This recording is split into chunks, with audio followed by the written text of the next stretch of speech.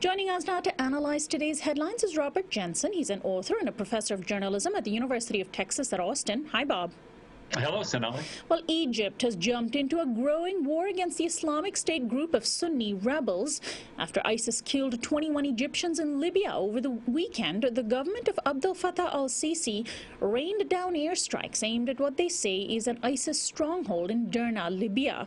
Groups on the ground released a statement saying they, quote, woke up to a disaster today as Egyptian military jets targeted civilians in residential areas in the city. But Egypt's military justified the action, retorting, quote, avenging Egyptian blood and punishing criminals and murderers is our right and duty.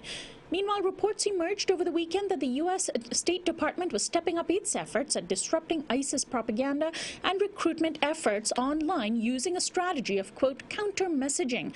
And a new CNN poll has found that 57% of Americans disapprove of President Obama's handling of the threat posed by ISIS. That's an 8% increase in disapproval from last September. Well, Bob, how significant is Egypt's role in the war? And are we seeing yet another situation develop where dictatorial regimes in the Middle East are able to distract the public from their own failings by going after Muslim fundamentalist groups?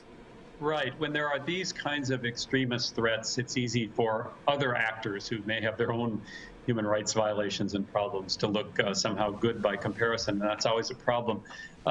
We see the approval rate dropping, but my fear is it's dropping for the wrong reason. What the Obama administration should do is, of course, what the United States should have always done in the Middle East, which is be upfront about the mistakes made in the past and try to align itself with truly democratic and humanitarian forces. Instead, the United States continues to try to play this chessboard game where it feels it can align the pieces in the right order. So if Egypt goes back to a dictatorship, that's okay. That's actually maybe good, but that's not going to be the long-term solution. And here in the United States, a federal judge in Texas may have just handed Republicans a victory on the immigration front. Judge Andrew Hanen ruled late yesterday that President Obama's executive action on immigration announced last year should be put on hold, allowing a lawsuit launched by 26 states to go forward. The executive action could enable as many as 5 million undocumented immigrants to remain in the U.S. with temporary legal status.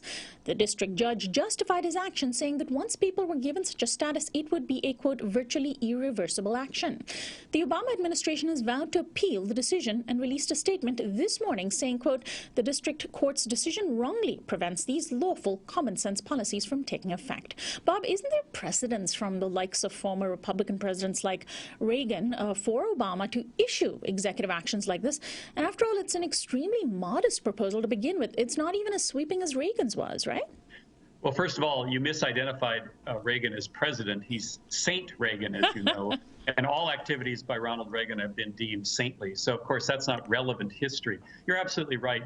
You know, it won't surprise you that if you put immigration politics, the Texas Attorney General, and a very conservative district court judge in Texas together, you're going to get crazy, and this is just plain crazy. This is a really extreme intervention into federal supremacy in immigration law. As you point out, the actions Obama took are well within the scope of executive actions of past presidents, including Republicans. This is a district court judge appointed by George W. Bush, who's got very right-wing policies on immigration. And it's in support of an untenable legal principle. It's going to get resolved at the appellate court, but it's just going to drag out the process, unfortunately. And finally, an economist at Johns Hopkins University has found that 2 decades of welfare reform policies in the U.S. have resulted in the neediest Americans losing benefits, while slightly better off folks received more federal aid. Professor Robert A. Moffat studied families on government assistance from the years 1983 to 2004. And according to the New York Times, quote, generally unemployed single mothers with children saw their benefits falling by a whopping 1/3. Meanwhile, according to Moffat, quote, there's been this emphasis on rewarding workers and people like the elderly or disabled who are considered the, quote, deserving poor. In recent years, states around the country have also been increasingly adopting drug testing requirements for the poorest welfare applicants.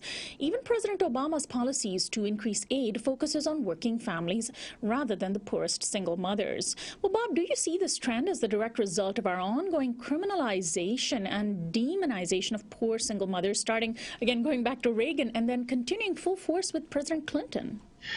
I'm glad you put Clinton in the mix here, because in some ways he's most responsible for this, because when a Democratic president allies himself with the right-wing principles, it sets them into stone even more deeply. This is a surprising trend in what we call a Christian country, which is supposed to have Christian values. But it's not unique to this particular situation. Look at farm policy, which has consistently destroyed small family farms and helped out larger corporate farms. This is the way government policy has been going. It's to direct public funds to the already wealthy. And in this case, we're just going down a level. But it's really shocking because it ignores the fact that people are caught up in a web of circumstances. This isn't purely about individual choice, obviously. It's about the nature of the society we've built. So it's not only refuting our basic values that we claim to hold, it's also ignoring basic politics and sociology about the nature of the systems we live in. It's a really appalling trend, and the fact that Democrats are as willing to participate in it as Republicans simply tells you how far to the right politics in this country has moved over the last 4 decades. Robert Jensen, always a pleasure to have you on, and we'll talk to you again next week. Thanks, Sonali. Robert Jensen is an author and a professor of journalism at the University of Texas at Austin. We'll be right back.